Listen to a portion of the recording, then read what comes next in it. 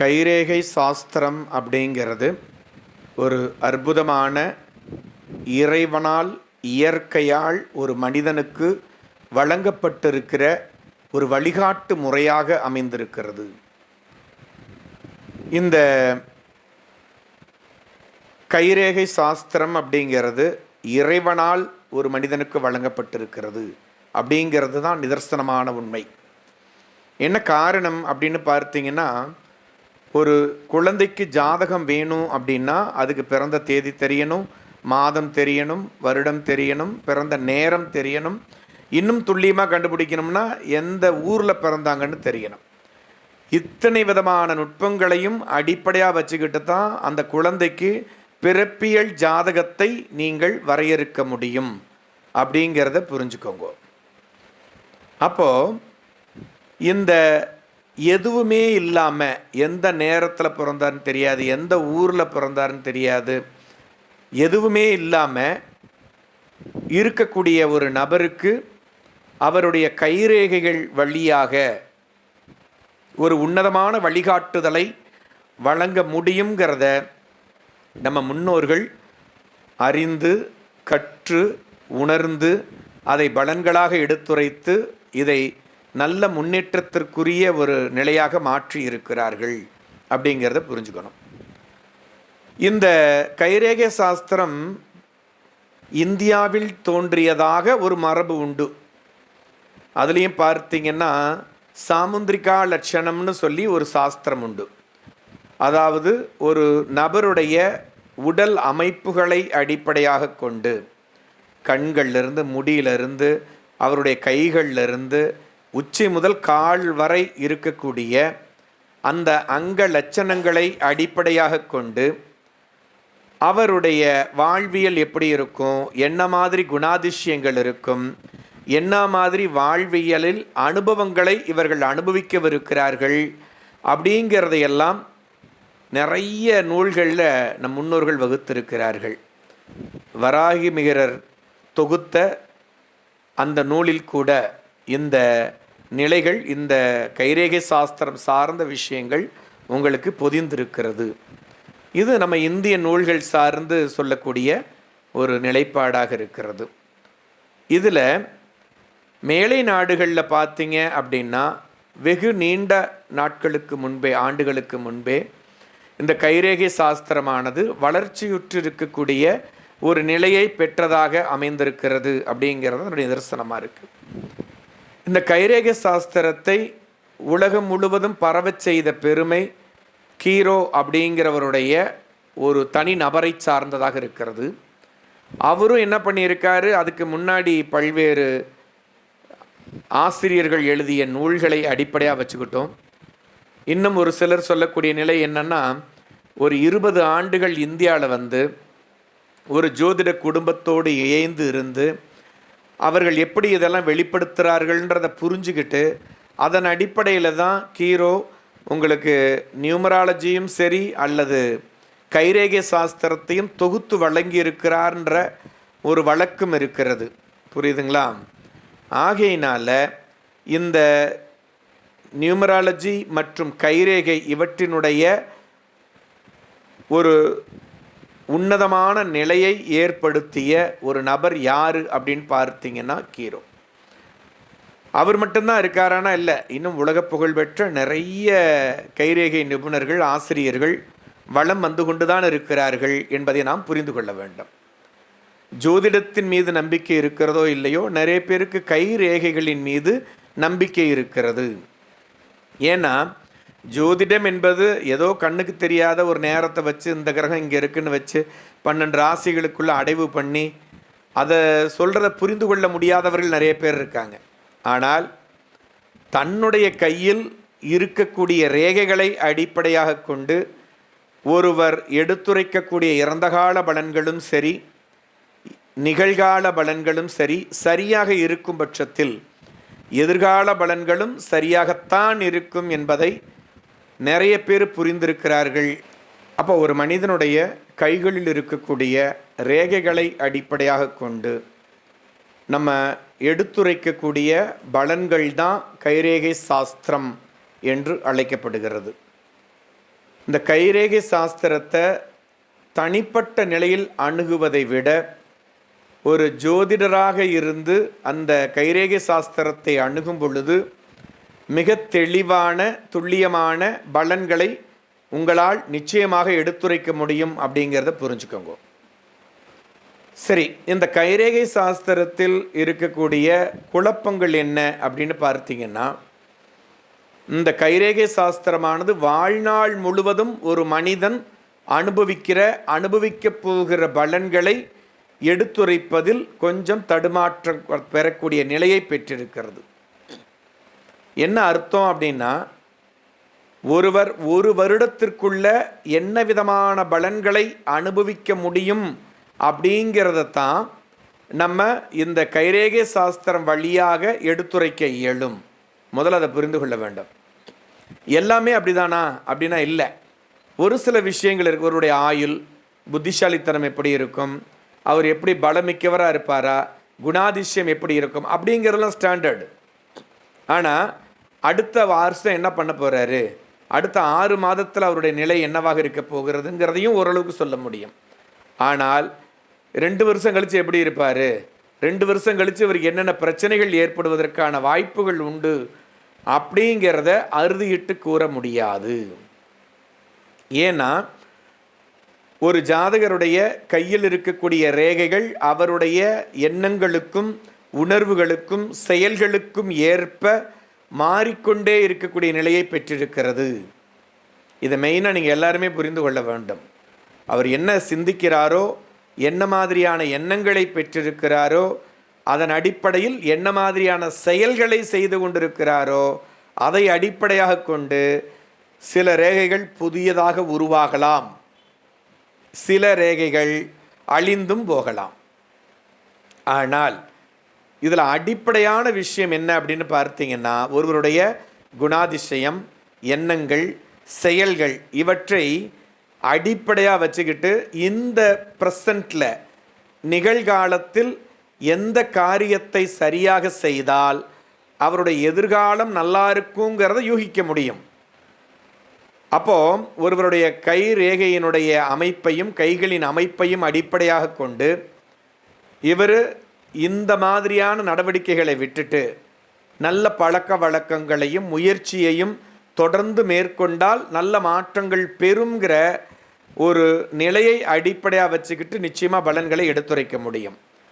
ஒருவர் இப்போ என்ன காரியம் செய்து கொண்டிருக்கிறாரோ அதனை அடிப்படையாக கொண்டு தான் அவருடைய எதிர்கால வாழ்க்கை அமையப்போகிறது அப்படிங்கிறது அதனுடைய தர்பரியம். இப்போ நிகழ்காலத்தில் நல்ல எண்ணங்களோடு நல்ல செயல்களோடு நல்ல ஒரு காரியத்தில் ஈடுபடும் பொழுது நிச்சயமாக எதிர்காலத்தில் அவர் நற்பலன்களை பெறுவார் அப்படிங்கிறது தான் இதனுடைய தர்பரியம். முதல்ல இதை புரிஞ்சுக்கணும். ஆனால் ஜோதிட சாஸ்திரத்தை எடுத்துக்கிட்டிங்கன்னா, ஒரு குழந்தையினுடைய ஜாதகத்தை நீங்கள் வழங்கும் பொழுதோ அல்லது பலன் கேட்கும் பொழுதோ அந்த ஜாதகத்தினுடைய தசா புத்தி அந்தரங்களை அடிப்படையாக கொண்டும் அந்த ஜாதகத்தினுடைய அமைப்பையும் கிரகங்களுடைய அமைப்பையும் அடிப்படையாக கொண்டும் அவர் பிறப்பு முதல் இறப்பு வரை அவருக்கு ஏற்படக்கூடிய நிகழ்வுகளையும் முன்னேற்றங்களையும் பின்னடைவுகளையும் இன்பங்களையும் துன்பங்களையும் மிக தெளிவாக எடுத்துரைக்க முடியுங்கிறத நீங்கள் புரிந்து கொள்ள வேண்டும். அப்போ கைரேகை சாஸ்திரம் என்பது, நீங்கள் ஒரு ஜோதிடராக இருக்கீங்க, சில பலன்களை சொல்கிறீங்க, அந்த பலன்கள் அந்த கைரேகையில் குறிகாட்டப்பட்டிருந்தால் நிச்சயமாக நீங்கள் சொல்லக்கூடிய பலன்கள் துல்லியமாக இருக்கும். சரிங்க ஐயா, எனக்கு ஜாதகம் தெரியாது, இல்லை ஜோதிடம் படிக்கலை, வெறும் கைரேகை மட்டும்தான் தெரியும்னா உங்களுடைய அனுபவ ரீதியாகவும் உங்களுடைய ஆழ் மனதினுடைய சக்தியின் அடிப்படையிலும் அந்த ரேகைகளுடைய நகர்வை அடிப்படையாக கொண்டு அவருடைய குணாதிசயங்களையும் நடவடிக்கைகளையும் அடிப்படையாக கொண்டு அவருடைய வாழ்வியலை முன் வரையறுக்க முடியுங்கிறது தான் இந்த கைரேகை சாஸ்திரத்தினுடைய தர்பரியமாக இருக்கிறது. அப்போ நிச்சயமாக அதிலிருந்து நீங்கள் என்ன புரிஞ்சுக்கணும் அப்படின்னா, ஒரு சரியான கைரேகை நிபுணரை அணுகி அவரிடம் உங்களுடைய கையை காட்டி அதில் எந்தெந்த ரேகைகள் எப்படி இருக்குது, ஃப்யூச்சர் எப்படி இருக்குங்கிறத ஒவ்வொரு ஆண்டும் தெரிந்து கொண்டு வர வேண்டும். நீங்கள் இப்போ கைரேகை பார்த்துட்டீங்க, இப்போ ஜோதிடம் பார்க்குறீங்க, இந்த ஜாதகம் பார்த்துட்டேன், இப்படி சொல்லியிருக்காரு, இன்னும் 5 வருஷம் 10 வருஷம் கவலை இல்லை அப்படின்னு ஜாதக ரீதியாக நீங்கள் பலன்களை பகுப்பாய்வு செய்து கூறும் பொழுது அந்த நிலை இருக்கிறது.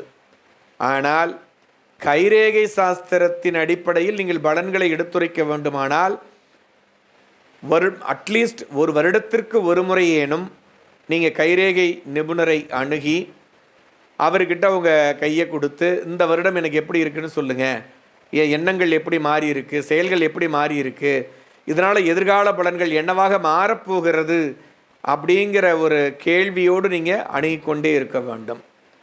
ரெண்டாவது விஷயம் என்ன அப்படின்னா, ஒவ்வொரு முறையும் நீங்கள் புதிய புதிய கைரேகை நிபுணரை அணுகுவது அவ்வளவு உசிதமான நிலை அல்ல. ஏன்னா ஒரு கைரேகை நிபுணர் உங்கள் கையை பார்க்குறார், அதில் இருக்க ரேகைகளை வைத்து சில அனுமானமான பலன்களை வெளிப்படுத்துகிறார். அடுத்த தடவை போகும்போது அந்த கைரேகையினுடைய நினைவு அவருக்கு இருக்கும், இல்லைன்னா நீங்கள் ரெக்கார்ட் பண்ணி வச்சுக்கணும் அந்த ரேகைகளை. அதன் அடிப்படையில் நீங்கள் போன வருஷம் வந்திருக்கீங்க, உங்களுக்கு இந்தந்த பலன்கள் சொல்லியிருக்கோம், இது பாசிட்டிவாக இருக்கா நெகட்டிவாக இருக்கா, இந்த பலன்களில் கைரேகையின் ரீதியாக என்னென்ன மாற்றங்கள் நிகழப்போகுது அப்படிங்கிறத மிக எளிதாக அவர் என்ன பண்ண முடியும், ஸ்டடி பண்ணி உங்களுக்கு விளக்க முடியும்.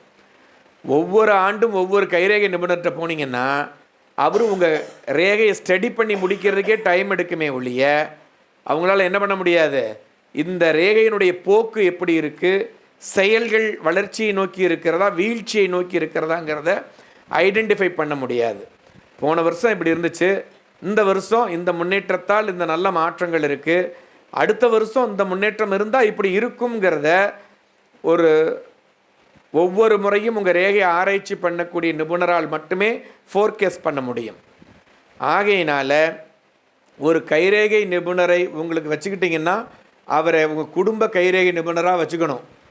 எப்போ பிரச்சனை இருக்குனாலும் எந்த குழப்பம் இருக்குனாலும் அவர்கிட்ட தான் காட்டணும். ஏன்னா அவருக்கு உங்கள் ரேகையினுடைய போக்கினுடைய அடிப்படை தெரியும் அப்படிங்கிறதையும் நீங்கள் புரிந்து கொள்ள வேண்டும். இப்படி இறைவன் கொடுத்த இயற்கை கொடுத்த அற்புதமான வரம் இந்த கைரேகைகள். புரியுறதுங்களா? இதில் இன்னும் அற்புதமான மாற்றங்கள் இருக்குது. இந்த உலகத்தில் இரட்டை குழந்தைகள் பிறக்கிறார்கள் என்றால் ஒரு 10 நிமிடம் 15 நிமிடம் வேரியேஷனில் 2 குழந்தைங்க பிறந்தாங்கன்னா நீங்கள் பாரம்பரிய ஜோதிடத்தை அடிப்படையாக வச்சுக்கிட்டோ இல்லை மற்ற நிலைகளை அடிப்படையாக கொண்டோ ஆய்வுகள் மேற்கொள்ளும் பொழுது ஜாதகங்கள் கணிக்கும் பொழுது 2 ஜாதகங்களும் ஒரே மாதிரி தான் இருக்கும். தசாபுத்தி அந்தரங்களில் மாத்திரம் ஒரு மாதம் 2 மாதம் ரொம்ப நேரம் அதிகமாக இருந்தால் 3 மாதம் இடைவெளி ஏற்படுவதற்கான சாத்தியக்கூறுகள் உண்டு, டிஃப்ரென்சஸ். மற்றபடி பார்த்தீங்கன்னா 2 ஜாதகம் ஒரே மாதிரி தான் இருக்கும். அந்த ஜாதகத்தின் அடிப்படையில் பலன் உரைக்கும் பொழுது 2ம் ஒரே லக்னம், ஒரே மாதிரி ராசிகள், ஒரே நட்சத்திரம், ஒரே மாதிரி ஜாதகம் அப்படிங்கும்போது 2 பேருக்கும் மாறுபட்ட பலன்களை ஒரு ஜோதிடரால் விளக்கி பலன் கூற முடியாது. அவர் என்ன சொல்லுவார், 2 பேருக்கு ஒரே மாதிரி தான் இருக்குது, ஒரே நிலைகள் தான் இருக்கும், ஒரே மாதிரி தான் நடக்கும்னு சொல்கிறார்.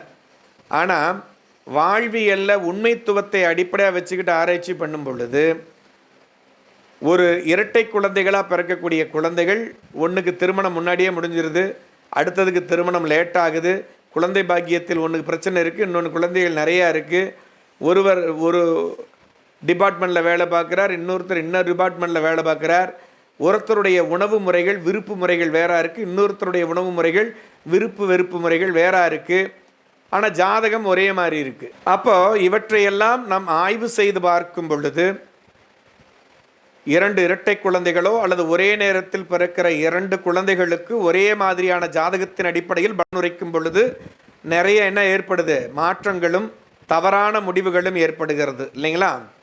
ஆனால் இரட்டை குழந்தைகளாக பிறந்தாலும் சரி, ஒரே நேரத்தில் ஒரே இடத்தில் வெவ்வேறு தாய் தந்தையருக்கு பிறந்த ஒரே நேரத்தில் பிறந்த குழந்தைகளாக இருந்தாலும் சரி, ஒட்டி பிறந்த இரட்டையர்களாக இருந்தாலும் சரி, அவர்களுடைய கைரேகைகள் நிச்சயமாக ஒன்றாக இருப்பதில்லை. ஒவ்வொருவருடைய கைரேகையும் வெவ்வேறாகத்தான் இருக்கிறது. இந்த உலகில் இருக்கக்கூடிய எல்லா நபர்களையும் எடுத்து ஆய்வு பண்ணினாலும் ஒவ்வொருத்தருடைய கைரேகையுமே வெவ்வேறாக இருக்கிறது என்பதை நீங்கள் புரிந்து கொள்ள வேண்டும். அப்போ ரெட்டை குழந்தையாக இருந்தாலும் சரி, ஒரே நேரத்தில் ஒரே ஊரில் பிறந்த குழந்தைகளாக இருந்தாலும் சரி, ஏன்னா ஜாதகம் ஒன்றா இருக்கும், அவங்களுக்கு வித்தியாசத்தை காண முடியாது. ஆனால் கைரேகையின் அடிப்படையில் நிச்சயமாக அவங்களுடைய வாழ்வியலில் குணாதிசயங்களில் ஏற்படக்கூடிய மாற்றங்களை மிக எளிமையாக பலன்களாக எடுத்துரைக்க முடியும் அப்படிங்கிறத நீங்கள் புரிந்து கொள்ள வேண்டும். அப்போ எந்த அளவிற்கு இயற்கை நமக்கு இந்த கைரேகை சாஸ்திரத்தின் மூலமாக வரமளித்திருக்கிறதுங்கிறது புரிந்து கொள்ள வேண்டும். புரியுதுங்களா? அதே நேரத்தில் இந்த கைரேகை சாஸ்திரத்தின் அடிப்படையில் நாம் எடுத்துரைக்கக்கூடிய பலன்கள் நிச்சயமாக மிகவும் துல்லியமானதாக அமைந்திருக்கிறது என்பதையும் நீங்கள் நிச்சயமாக புரிந்து கொள்ள வேண்டும். இன்னொரு விஷயம், ஐயா ஒருத்தருக்கு கையில் ஏதோ ஒன்று ஊற்றிருச்சு, நெருப்பட்டுருச்சு, அப்போ அந்த தோல் வெந்து போயிடும் இல்லையா? அந்த தோல் உளிந்த உடனேயும் கூட, தோலெல்லாம் வெந்து போன பின்னாடியும் கூட அவருக்கு அந்த கையில் என்ன உருவாகும்? கை ரேகைகள் நிச்சயமாக உருவாகும். அப்போ மேலே உள்ள ஸ்கின் ரிமூவ் ஆகிட்டா கூட உள்ள அவங்களுடைய கைரேகைகள் நிச்சயமாக உருவாகி அது நகர ஆரம்பிக்கும். அதனால் ஐயோ கைரேகை அழிஞ்சு போச்சு எப்படி பார்க்குறதுலாம் கவலை தேவையில்லை. ஒரே ஒரு பிரச்சனை என்ன? கைகளே இல்லை என்றால் கைரேகைகளை பார்க்க முடியாது, அவ்வளோதான் வித்தியாசம். கையில் பிரச்சனைகள் இருக்குது, புண்ணு வந்துருச்சு, இல்லை சில ரேகைகள் இருக்க இடத்துல இந்த தோல் உளிஞ்சிருச்சு அப்படின்னாலும் நிச்சயமாக கொஞ்ச காலத்திற்கு அப்புறம் பார்த்தீங்கன்னா அந்த இடத்துல ரேகைகள் வர ஆரம்பிக்கும். புரியுதுங்களா? இதை நீங்கள் புரிந்து கொள்ள வேண்டும். மூன்றாவது விஷயம் என்ன அப்படின்னு பார்த்தீங்கன்னா, இந்த கை ரேகைகளுக்கும் கையுக்கும் மூளைக்கும் ஒரு தொடர்பு உண்டு. எப்படியெல்லாம் மூளை வேலை செய்கிறதோ, உள்ளுணர்வு வேலை செய்கிறதோ, அதை அடிப்படையாக கொண்டு உங்கள் கைகளில் ரேகைகள் அமைகிறது. நல்லா புரிஞ்சுக்கணும். உங்கள் மூளையினுடைய நிலைக்கும் உங்கள் கைரேகையினுடைய அமைப்பிற்கும் தொடர்பு உண்டு. நீங்கள் என்ன நினைக்கிறீங்க, என்ன சிந்திக்கிறீங்க, மற்றவங்கள்ட்ட சொல்கிறீங்களா இல்லையாங்கிறத தாண்டி உங்களுடைய உணர்வு நிலைகள் மாறும் பொழுது, மூளையினுடைய ஃபங்க்ஷனாலிட்டி மாறும் பொழுது சிந்திக்கும் நிலை மாறுகிறது. சிந்திக்கும் நிலை மாறும் பொழுது செயல்கள் மாறுகிறது. இதெல்லாம் மாறப்போகுதுங்கிறத உங்கள் கைரேகைகள் மூலமாக மிக தெளிவாக கண்டறிய முடியும். எப்போ உங்கள் மூளையில் மாற்றம் ஏற்படுகிறதோ அப்போவே ரேகைகள் உருவாக ஆரம்பிச்சிடும். அந்த அளவிற்கு கை ரேகைகளுக்கும் கைக்கும் மூளைக்கும் தொடர்பு உண்டு. என்ன மூளை சிந்திக்கிறதோ, என்ன மூளை கட்டளை இடுகிறதோ, அடுத்த க்ஷணம் இந்த கைகள் அதை ஏற்றுக்கொண்டு அந்த மூளை சொல்கிறதுலேருந்து 1% கூட மாற்றம் இல்லாமல் அந்த வேலையை செய்து முடிக்கக்கூடியதாக இருக்கிறது. இதை எப்படி சொல்லணும்னா, நிறைய நர்வஸ் சிஸ்டம் நம்ம கண்ட்ரோலில் இல்லை. அது தெரியுமா உங்களுக்கு? என்ன நர்வஸ் சிஸ்டம்? ஒரு இதயம் துடிக்கிறது, என்ன கொஞ்சம் நேரம் துடிக்காமல் இருங்கண்ணே, நான் வேறு வேலையை பார்த்துட்டு வரேன்னு செய்ய முடியுமா? அது இதயம் துடிச்சுக்கிட்டே தான் இருக்கும். டைஜஷன் சிஸ்டம், நீங்கள் சாப்பாடு போட்டிங்க, ஒரு அரை மணி நேரம் கொஞ்சம் செரிக்காமல் இருங்க, நான் இன்னொரு சாப்பாடு சாப்பிட்டுக்கிறேன் அப்புறம் செரிச்சுங்கன்னு சொல்ல முடியாது. அதே மாதிரி ரெஸ்பிரேட்டரி சிஸ்டம், மூச்சு குழாய்கள், அந்த மூச்சு மண்டலம், அதை கொஞ்ச நேரம் அமைதியாக இருங்க, இந்த நேரம் கொஞ்சம் ஆக்சிஜன் எடுத்துக்கங்க, அப்புறமே கார்பன் டை ஆக்சைடை வெளியே விடுங்கன்னு சொல்ல முடியாது. இதெல்லாம் நம்ம கண்ட்ரோலில் இல்லாமல் மூளை டைரக்டாக இன்வால்வ் ஆகக்கூடிய உறுப்புகள், அது சார்ந்த நிலைகள். புரியுதுங்களா? அதுபோல் இந்த கைகளில் இருக்கக்கூடிய ரேகைகள் நம்ம உணர்வை தாண்டி மூளைக்கும் கைகளுக்குமான ஒரு நுட்பமான தொடர்பை வெளிப்படுத்துகிறதுன்னு புரிஞ்சுக்கணும். புரியுறதா? அப்போ அந்த நுட்பமான தொடர்பின் அடிப்படையில் தான் உங்கள் மனசுக்கே தெரியாமல் உங்கள் சப்கான்சியஸ் மைண்டில் சில மாற்றங்கள் ஏற்படும் பொழுதே மூளையில் மாற்றங்கள் ஏற்படுகிறது. அந்த மூளையில் மாற்றம் வந்துட்டாலே உங்களுக்கு ஆட்டோமேட்டிக்காக உங்கள் கைரேகைகளில் மாற்றம் வந்து விடுகிறது.